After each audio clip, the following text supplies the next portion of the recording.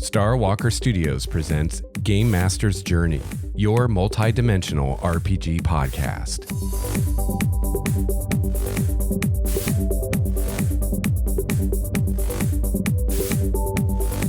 One of the best parts of being a game master is creating your own world. The 5th edition of D&D has inspired me to finally take the plunge.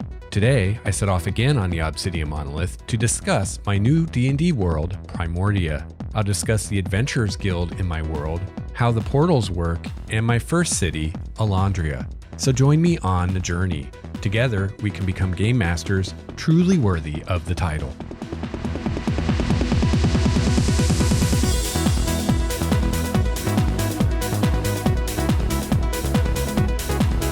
Hello, listener. Greetings, fellow GM and or player. Welcome to episode 63 of Game Master's Journey, your multi-dimensional RPG podcast. I'm your host, Lex Starwalker, and I'm transmitting to you today from the Obsidian Monolith somewhere outside time and space. So this is a continuation of episode 62. So that was World Building episode number 7. This is World Building episode number 8. It's actually all one recording that I did, sick with the flu, but it actually turned out surprisingly well, considering that I had a low-grade fever and was feeling pretty crappy. So I think it turned out all right, considering. So today I'm going to talk some more about my world. I'm going to continue discussing a little bit about the deities. I've got a little bit more info on a few of them. And then I'm going to talk about my Adventurers Guild and my cities and my portals, and talk a little bit about the first city where we're starting out in the campaign.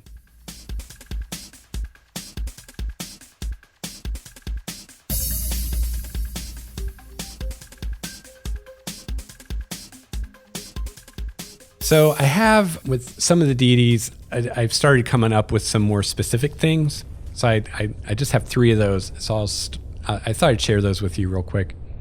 So Hanali, I was reading the entry on Soon in the Sword Coast book, and I really like some of the stuff about Soon. So I'm stealing a lot of it. One thing that I really like that I'm using with my goddess of life and love and healing and all that stuff is that priests of Hanali value beauty in all its forms. They do everything in their power to make themselves as beautiful as possible and are widely viewed as the most beautiful and stylish people in the world.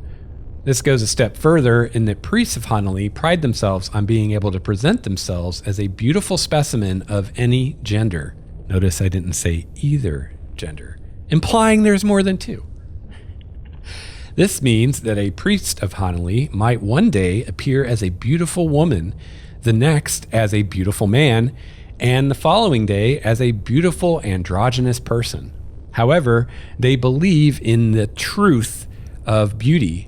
Makeup and wardrobe are used to enhance what's there, not try to falsify one's appearance, so they won't be using magic to look like someone else. Gender is seen as a role that one plays and can be changed as easily as changing clothes or an actor playing a different part.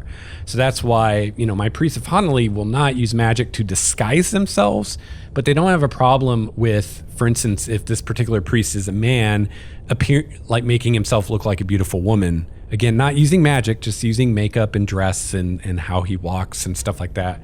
Because again, that's not deceiving anything, because the gender of man versus one or whatever, to them it's meaningless. It's just like a set of clothes you put on. It's not who you are. It's just a mask, right? And changing masks is no big deal. But trying to make people see you as something that you aren't is a big deal. So that's Hanali, and that's one I really want a different name for, obviously, because this is probably very different from Hanali, the goddess or the elven goddess of love. I came a little bit on my god of war, Tempest, just to explain how this god even exists right now. The Faith of Tempest values honorable combat to resolve conflicts that cannot be resolved non-violently. Of course, there are different factions, but the most common faction strives to make wars short, decisive, and honorable with the least amount of bloodshed possible. Two generals who are followers of Tempest might decide to settle things with a personal duel so each of their armies can return home to their families. So very different from my original thought of a god of war, that I was going to have more like an Ares god of war and like bloodlust and stuff like that, kind of more of a chaotic evil god. But since war like that doesn't really exist in my world right now, it didn't really make sense. And thank you, Steve, for pointing that out. It's a great thing about having players help you with world building is they'll find those plot holes for you. And then my goddess Primordia. Primordia is the goddess of nature in its creative aspects and is one of the most widely worshipped deities in Primordia. She is usually perceived as female, although some cultures and individuals may perceive her as male. Primordia has a wide variety of aspects, nearly one for every culture that honors her. An agricultural society will focus on her role as the goddess of agriculture and will especially honor her during planting season in the spring and harvest season in the fall. She is also associated with the fertility and health of livestock. In these cultures, she is often considered a close ally of Ioun, the goddess of civilization and culture. Her priests will tend to dress in greens and yellows in the spring and browns and oranges in the fall. Her temples will be adorned with symbols of agriculture.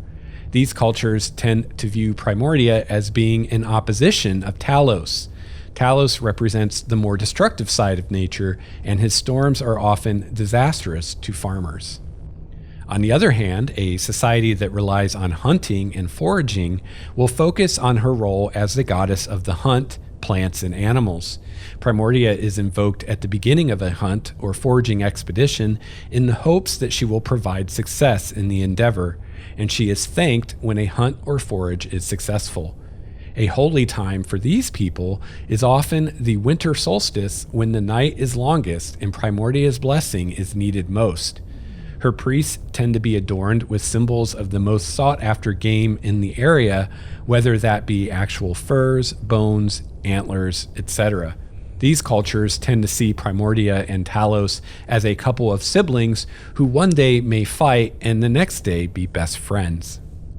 So that's just kind of an example of how I imagine different cultures and different areas in my world, and even different individuals, as seeing the gods differently. But they're not different gods. Like Primordia, you could look at her as worshipped by a hunting society versus her as worshipped by a agricultural society, and they may seem like two different gods, and in reality they would probably have different names. Again, I'm trying to avoid that just for simplicity and to avoid confusing my players. You might think that because their priests look different, they act different, their holy days are different, their temples are built differently and decorated differently, and they consider different things to be symbols of the god. So you could think that they were two totally different gods, but it's the same god, just seen very differently by different people and different cultures. And my hope with that is first of all, it makes a lot of sense. And second of all, it allows me to have later, when I want to kind of dig deeper into things, I can have different cultures that have different beliefs and different styles of worship and stuff like that, without having to, every time I come up with a new country or something, I got to invent a new pantheon. And I end up with like the Forgotten Realms, where I've got more gods than you can remember. Instead, it's like, well, no, there's only, say, 9 gods, but those gods are seen in a lot of different ways by different people. So you go on the whole other side of the world, and you may not even be able to recognize them, and you might have fun trying to figure out, like, who are these gods, but it's still the same god. I'm still thinking about my Adventurers Guild, and I still haven't come up with a cool name. So right now, I'm just going with Adventurers Guild. Generic yet descriptive, right? And I'm just going to call them adventurers. I got a great suggestion from Matt Martinez. So I want to thank Matt for his suggestion on Google+. And Matt says, would it be possible that the adventurers in your guild are part of something called, for example, the Explorer Society? The concept could be that it has been established by a collective of academic institutions to find out as much about the history of Primordia as possible. Since scholars aren't always the strongest, most capable of folks, they would most definitely need soldiers, bodyguards to protect them during their expeditions. One of the incentives for non-scholarly adventurers could be that they are allowed to keep any treasure they find, provided they give items that appear to have historical significance to the society leadership, which would in turn grant them an added bonus. That's a great idea, and it's funny because I'd actually considered doing something like that in the very beginning, but I kind of rejected it out of hand without really thinking about it a whole lot, just because, well, that's basically what the Pathfinder Society is, right? And I wanted to try to differentiate my Adventurers Guild from the Pathfinder Society, so it's not just exactly the same thing. But reading this from Matt, I was like, that perfectly fits my world, right? Like I'm establishing that this world is really old and there's these ancient magics that have been forgotten. And it makes sense that something like the Pathfinder Society, or what Matt is calling an Explorer Society, would exist. So I decided, I should just do what I want to do and not worry about if it's too much like the Pathfinder Society or not. So this kind of got the ball rolling for me and led me to have another idea, which is a natural fit for my Adventurers Guild, which you'll remember that I mentioned before in an earlier world building episode about how I had this idea that when adventurers retire, they would be the ones to guard the portals in the cities and protect them and keep them safe. And I started thinking about what would be involved in establishing a new portal, right? So let's say you've got City A and you've got City B, who's, far away, maybe on the other side of a sea or on the other side of a mountains, or just, really far away, whatever, right? And they're going to build a portal to connect each other. I like the idea that someone has to travel from one city to the other to make this happen.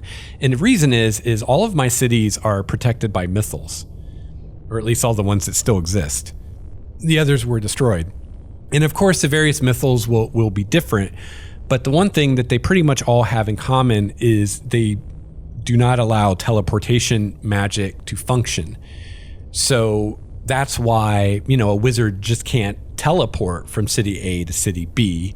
He has to use a portal because, first of all, the mythal around City A won't let him teleport. And the mythal around City B won't let him teleport, right? So there's got to be a portal, and that also explains, why someone has to physically go from City A to City B to hook the portals up, right? And I haven't decided exactly how the portals are built, but I'm thinking of using something like a capstone for the portal kind of thing, and the idea is that you start in City A and you build this portal. And the way that you connect it to the portal in City B is you basically take the capstone of the portal and you create a magical duplicate, like you magically clone it, basically. And then you take that capstone to City B and you build a portal in City B using that capstone, and that attunes and links the two portals together.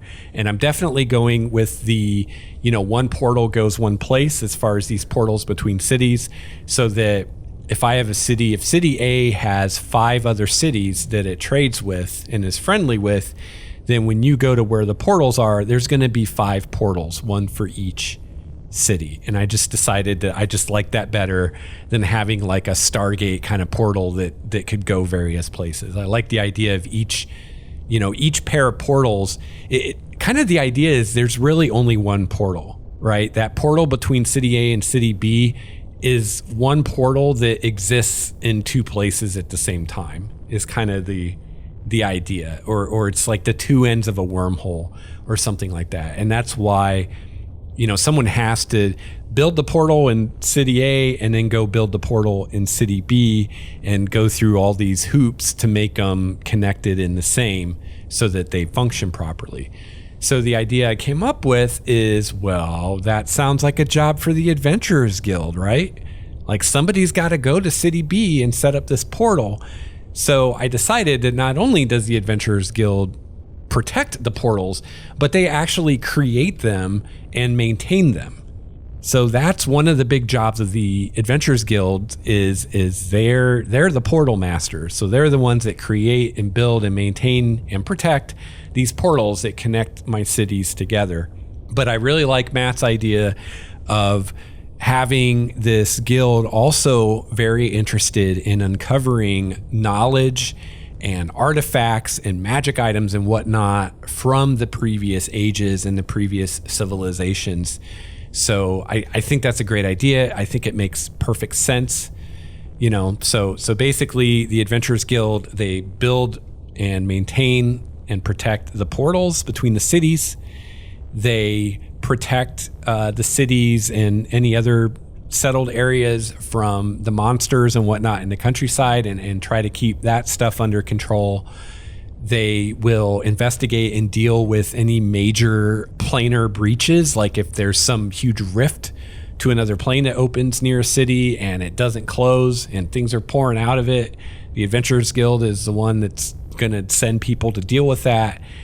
And they explore the world looking for old magics and new knowledge and whatnot to make themselves more powerful, make their agents more powerful, to have money to be able to do the things that they want to do, and also in the hopes of, being able to improve their portals or being able to improve the mythals around the city. Oh, a city. I can tell you about my city, right? So as often happens when you're a DM, I got thrown for a loop and I did this myself. I did this to myself. I can't blame the players for this one because all along, I told you how I'm going micro to macro, and you can't get much more micro than a village, right? And back when I first started thinking about creating my own world way back months ago in Indiana, I was thinking that I would start with a little village, because then I have a very small amount of NPCs to deal with. It just keeps things really manageable, right? And this can be the home base that the PCs go out from and everything and have adventures. And also, it gives them the opportunity to be like the heroes of the town, right? Well, as I recently started developing my world more, and I came up with, my cities connected by portals, and the wilds in between are just crazy and people don't go there. I realized that this made a real problem for villages, because how does a village fit into this, right? And so what I've decided is there are villages, they do exist, but they're rare. And a village is a problem because the cities, like the way I decide my city of Elandria, which is my first city I've created where the campaign is starting, is there's the inner city, which was actually built by elves thousands of years ago and is all elven architecture, and surrounded by a wall that's, not just a physical wall, but magical as well. And then around that is the outer city that was built, instead of thousands of years ago, was built hundreds of years ago by humans. And that is surrounded by a wall that is both physical and magical. And then around the outer city is the area that I know there's a term for this and I need to look it up so I can sound like I know what I'm talking about and have a word to describe it, but all the farmland and everything around the city that provides food and everything else that the city needs, right? Well, around that is, you guessed it, another wall that is both physical and magical. And then around the whole thing is a mythal. And the mythal prevents teleportation, among other things. And, these series of walls and magical wards and the mythal are what protect the city from extraplanar things and undead and everything else that's out in the wilds, right? Well, obviously, a village doesn't have I guess a village could have a wall, right?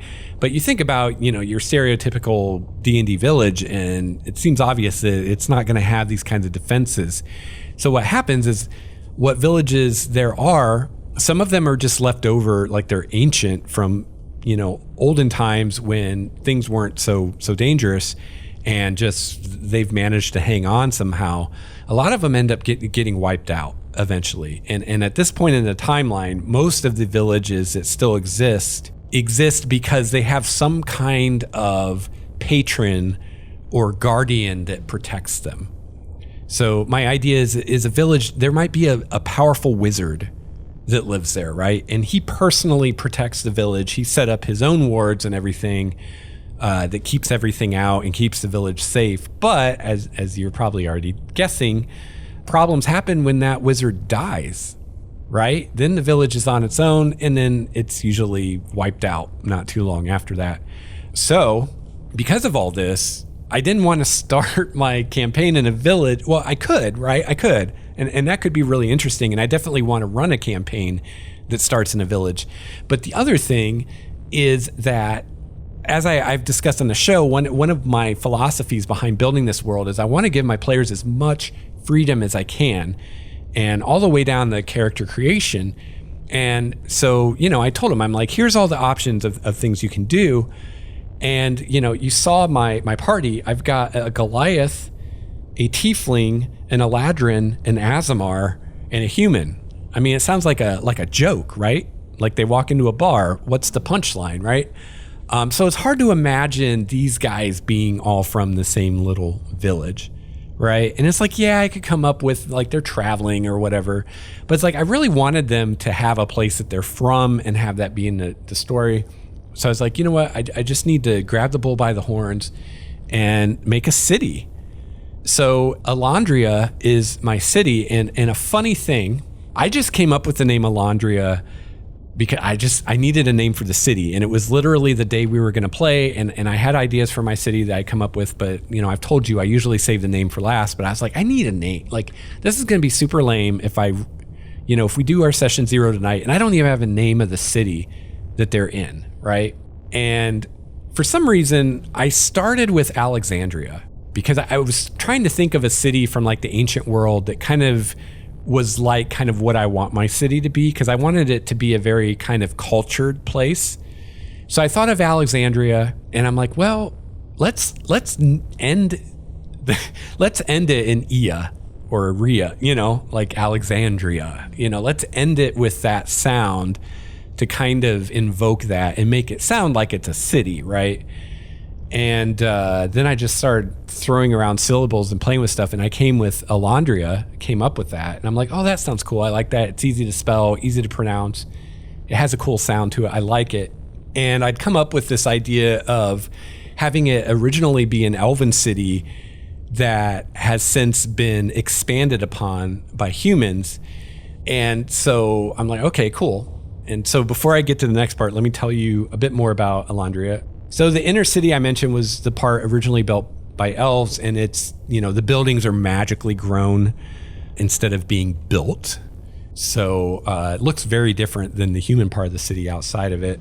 And as far as the human city, I'm picturing kind of a blend of different medieval European styles of architecture, but especially like the German style of architecture where you have like kind of the white buildings with the beams that you can see from the outside. I don't know what the term is for that. Hopefully someone knows what I'm talking about, or I'll figure it out. And the next time I do world building, I can say this type of art. But what we, at least here in America, think of as like traditional German architecture, like if you go to, I don't know, like here in Washington, we have Leavenworth, Washington, which is kind of a German town. And they have a lot of buildings like that in the downtown area. So you might know what I'm talking about. But anyway, that's kind of what I'm picturing for the town. And it's kind of funny because you see that architecture a lot in D&D illustrations, or at least in 5th edition, I've been seeing it a lot. And again, surrounding the city is miles and miles of farmland. I need to figure out like how big that area really needs to be for it to work. Elandria is on the coast of the ocean and at the mouth of a great river. And I'm thinking this river is kind of this continent's version of the Mississippi River. So it's a river, it flows north to south. It's a big river that all the other rivers in the continent feed into. And in olden times, when travel on the river was more common in trade, it was the main north-south trade route of the area. So kind of like how the Mississippi River was in Native American times before the Europeans came, when the various Native American groups would trade all up and down the Mississippi. And you had Cahokia was one of the big cities on the Mississippi, which is now St. Louis. That was originally Cahokia, and there's still a pyramid there, or what's left of it. But yeah, so that's kind of how this river is, which I just realized I need to come up with a name for the river. Ships still ply the river, but they are fewer and more far between. Each ship is heavily protected by magic and people. The same is true of seagoing ships, which are even fewer. So that's kind of, what I'd come up with. So we start our session 0 and we're going through characters and everything. And I'm talking with Steve, who is playing an Elandrin. And I don't really know much about the Elandrin other than what's in the book, because I didn't play 4th edition. But what I've gathered from what's in the book is that they're a subrace of elf that is more closely tied to the Feywild than the other elves are. So now we have this idea that elves came from the Feywild, which I think must be a 4th edition thing, because I don't remember ever seeing that before. And believe me, I was heavy into elves in the 2nd edition days. So if that was out there, I would have found it. But I dig that. Now we have the fairy lands, which I think probably in my world, I'm going to end up just calling it fairy instead of calling it the Feywild. Or maybe I'll call it Arcadia, back to the Changeling, the Dreaming days. But anyway, that's where the elves are from originally. So the Elandrin are a group of elves that are more closely tied to that, and for the most part still live in fairy or the Feywild or whatever you want to call it, or whatever I want to call it when I decide. So I asked Steve, and before you email me, that may not be what the Elandrin were in 4th edition. I don't know. That's just what I'm saying they are in my world. I'm just making them another elf subrace. And so I asked Steve, I'm like, well, do you think your character is maybe from the Feywild? So he came up with the idea that he had been exiled from the Feywild, and he was really digging how, the inner city of Elandria was of elven make. And he's like, well, maybe that's why my character is here, because, he came here for whatever reason, but then he stayed because the elven part of the city reminds him of home. So then I thought, okay, well, let's take that a step further, and let's say that Elandria actually has some kind of connection to the Feywild that, we can figure out later what that is, or I can. Maybe there's a portal to the Feywild there, or maybe part of it exists partially in the Feywild or something like that. And so we thought that was cool. And then it was only then that I realized how similar the word Elandria is to the word Eladrin. So then I was like, well, maybe we'll just say that Elandria in Elven means city of the Eladrin. And yeah, so that was just a happy accident. I know for sure I was not thinking anything about the Eladrin when I came up with Elandria. I was just trying to think of something that sounded cool and wasn't hard to pronounce or spell. And by the way, I spell it Elandria, literally the simplest spelling I could think of for those sounds.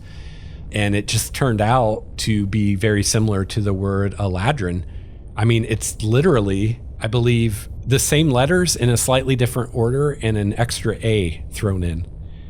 So that's kind of cool. And, that kind of stuff, sometimes it almost sends like a shiver up your spine, when those cool serendipities happen. And things kind of just start to fit together. And sometimes you wonder, you're like, did my subconscious know about this all the time? And some, deep part of my brain kind of already figured this out. And now my conscious mind is just realizing it. And it seems like, oh, this just magically happened. I don't know. But I'm having a lot of fun with building this world. And I'm having a lot of fun with having the players involved with it. Kyle, for his character, came up with this brilliant backstory, very what's the word? Kind of mythological, and that's what he was trying to do. He was trying to make his character's backstory seem like something out of a myth. So he grew up on the top of this mountain, and he fell down the mountain and was found in the valley by a magical, intelligent speaking toad who raised him and taught him the ways of the mountain and whatnot. Very cool stuff. Nathan, for his character, has come up with a whole kind of school for the Order of the Immortal Psionicis that I believe it's called the Order of the Butterfly. I don't remember the exact terminology, but really cool stuff. Like he came up with, he chose for his psionic disciplines, celerity, which is all about speed and maneuverability, which is the butterfly part of the order. And then when in second edition was the psychometabolism, I forget what it's called. I forget what the discipline, but it's basically psychometabolism, which is all the making yourself physically stronger and hardier and stuff like that, which is the cocoon part of the whole butterfly thing. So really cool stuff he came up with, and there's they're kind of how they present themselves to the greater world is they are a dancing school. So think like ballet type dance, like performance dancing. And they use that as they're, training people to dance. They're looking for people that have the right energy to be a psionicist. And once you're chosen, then you have to make a pilgrimage to the actual monastery, which I guess Nathan said is in a valley. I really wanted it to be on top of a mountain, like the old, kung fu thing, like you have to climb the mountain. But his is in a valley, which is cool, kind of changing things up a bit. But you have to make this pilgrimage in X amount of time, and it's a really difficult journey to be able to train into deeper mysteries, which is psionics. If you don't do that, you're just learning the dancing. You're not learning the mojo that goes with it. So, really cool stuff. Really cool stuff. We've got Chrissy and Dwayne. Dwayne's playing a tiefling and Chrissy is playing an Aasimar. And they have some kind of relation between themselves through their human parent. I think they were originally thinking about being brother and sister, but now they're like uncle and niece or cousins or something like that. So that's going to be interesting to see how that develops. And yeah, so, every player has brought something to the table, has brought something to the world to just add to the richness of it. And all of these things are things that I would have never thought of on my own. I would have never come up with a school of the butterfly dancing school. So I've decided that my city of Elandria, part of their culture is they love to dance, and it makes sense now that there's this dancing school that's also psionicists in the city, because people of Elandria, they love to dance. So again, that's something about my city that's directly because of what Nathan decided to do with his character. And also Steve, who is playing the Blade Singer, who is a dancer. So we have two dancers in the party. So people of Elandria love to dance. And that's just because of what Nathan and Steve decided to do. And yeah, I don't know. I don't want to offend anybody or anything, but sometimes I feel like the old school way of, the DM, cloistered by himself, creating his masterpiece world that he's going to unveil to the players.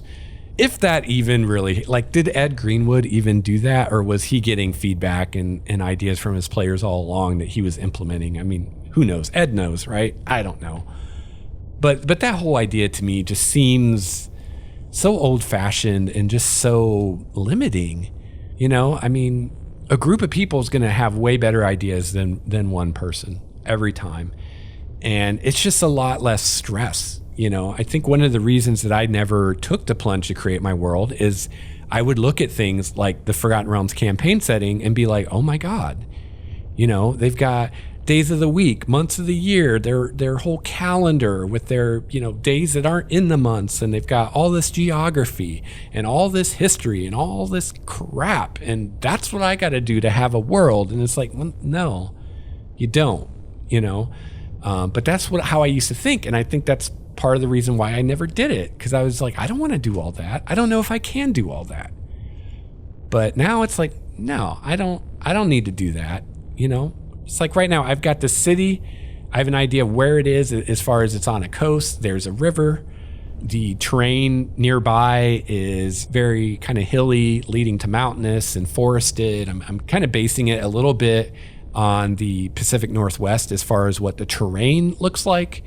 But that's all I got, and that's all I need. And then whatever else I either come up with on the fly or I have the players help me come up with. And I've got great players. They have great ideas. And what I've been working on is a way for us to collaborate outside of the game. And I personally use OneNote as like my world guide for the campaign, where I keep all my stuff organized.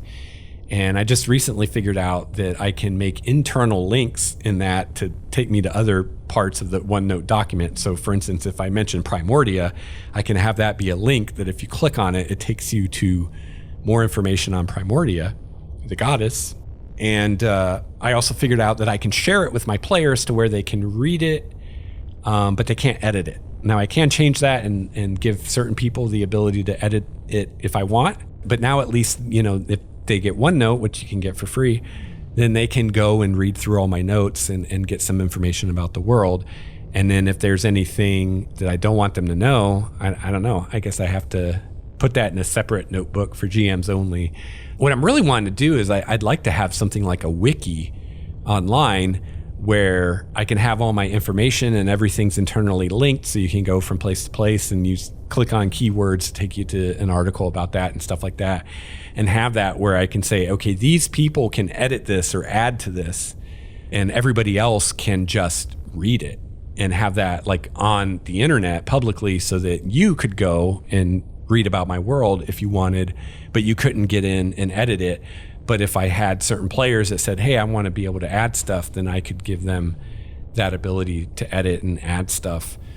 But I haven't found a good way to do that yet that isn't like going to take a ton of time for me to learn how to do it. So I might just do it on my website, because at least that, I mean, I found some other ways to do it, but they would all be way more complicated than just doing it on my website. And the reason I'm trying to find another way to do it is so that it's not as complicated as doing it on my website. But the problem is like, I want it to have the functionality of a wiki, but I don't want it to be a true wiki, because I don't want just anybody to be able to go in there and edit it, and it's like Wikia. I looked at Wikia and it's like, well, it's a true wiki. If I put it on Wikia, then anybody can go in there and put anything in there they want. And I don't want that. So I've got a good way to share it with my players now. Unfortunately, I don't have a good way to share it with you. So, if you want like written stuff about the world, like maybe you want to take some of these ideas for your own world, or maybe you want to do something with my world yourself, like run games in it yourself, let me know, gamemastersjourney@gmail.com, and I could at the very least make some blog posts about it and share some of this stuff with you. So that's going to wrap it up. I thank you for listening to this. I apologize if it's a bit more rambly and disorganized. I just kind of did this off the cuff. And again, I'm kind of ill, so I don't know. Hopefully it'll turn out all right. We'll find out when I edit it how well I did. But if you want to reach me, you can email me, gamemastersjourney@gmail.com. Check out the website, starwalkerstudios.com. You can find all the podcasts there. You can find all the show notes. I'm on Twitter @LexStarWalker. I'm on Google+, LexStarWalker. I'm LexStarWalker everywhere. If you want to sign up for my newsletter, you can do so at the bottom of the show notes. I haven't actually sent one out yet. I need my wife, Nikki, to help me kind of get that set up so that I can send out nice newsletters. But I'm not going to send out more than one a month. So I'm not going to spam you with a bunch of crap. But at most one a month, just kind of letting you know what's going on with the various shows in the studio. And I think that's it. I think you know all this stuff anyway, right? I don't need to tell you this stuff. You already know. Thanks for listening, and thank you to everyone I've gotten so much awesome feedback on the world. I get ideas from people. I just get encouragement from people, just people saying, hey, I'm digging the episode or whatever. And I really appreciate that, because just like writing, GMing can be kind of a lonely thing to do. Obviously not when you're running the game, but when you're prepping and you're world building and all that stuff, you spend all this time in your own head. So it's kind of nice to share my ideas with you, and that people like listening to it. And I've had a few people tell me that I've inspired them to start building their own world, which I think is awesome. And I realized recently that, I blather on about my world all the time, and hopefully like it's helpful to you, but I don't really do much like pedagogy. Like I don't really do any like, well, this is how you build a world. that might be a little pretentious of me to do because this is my first time doing it. But if you have any specific questions or issues with world building that you'd like some help on, shoot me an email or tweet me or leave a comment on the website, whatever. And if I can, I will answer your question, or I'll do my best to address it and help you out as much as I can. And if it's something just completely beyond me, I'll try to find the answer somewhere and let you know. Because I'm learning too. So if you ask me a question that I can't answer, it's probably a question I'm going to end up asking. So it's not at all bad for me to go research that and find the answer for both of us. So anyway, thank you so much for listening. I want to thank all the patrons for your support. I want to thank everyone who's donated on the website for your support. I want to thank people who've left reviews on iTunes and Stitcher for your support. And I just want to, just thank you for downloading and listening. And, thank you to all the people who share the podcast with other people, or, retweet my tweets or share my Google Plus posts or whatever, just even the little things like that, like really help out. It helps other people find the show. It helps the audience grow. And if nothing else, it just lets me know that people are listening and people care about what I'm doing. And it motivates me. Like, here I am today, I'm like sick, I should probably be in bed. But I wanted to podcast. I wanted to talk about Primordia, and I wanted to make some content for you so that you have good content to listen to and help you with your D&D world if you're making a world, or for another game, or just give you some RPG stuff to listen to. And I'm still looking for feedback on the review, and if people are interested in more reviews. So far, everyone I've heard from really liked the review and would like to hear more reviews, although not, nothing but reviews. And don't worry, that show's never gonna become just reviews, because I wouldn't enjoy doing that. But it is something I could do every once in a while. At the very least, when I get a book, whether I just go buy a book because I want it, or someone sends me a promotional copy, at the very least I can review those. So yeah, I'm happy to do the reviews. It makes me feel good that people like the reviews, because I work really hard on them. And I mean, I read reviews a lot. If I don't buy something online, I at least look it up online and read reviews of it before I go buy it. And I myself really value, the middle of the road reviews. Like, you read those reviews where people are just foaming at the mouth and just ranting and raving because they hate the thing so much. And it's like, this is useless to me, because you are so emotional just from your language. You're so emotional that I don't really trust anything you say, because I don't know if this is really how you feel about it, or you're just mad because you hate, I don't know, Wizards of the Coast, or you're mad because you hate the Forgotten Realms, or whatever. But your language is very emotional. And so I have a hard time putting much weight in what you're saying. And the other side of the spectrum are the fanboys, which is a lot of the reviews you read, where they're just like, they love everything about it. And if I read a review of anything and it doesn't say anything critical, it's just like, oh, this is great, this is awesome. I'm like, I can't listen to you either, because you're so biased. It's so obvious. Nothing is perfect. There should be something that you're like, oh, I wish this would have been a little better.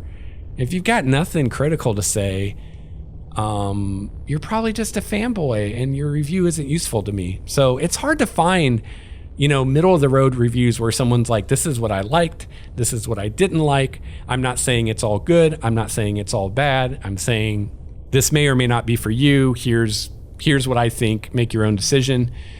It's hard to find reviews like that. So that's what I try to do.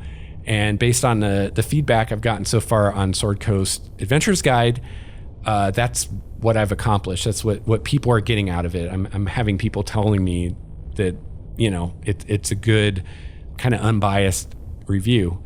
So I try. So it makes me feel good that people appreciate it.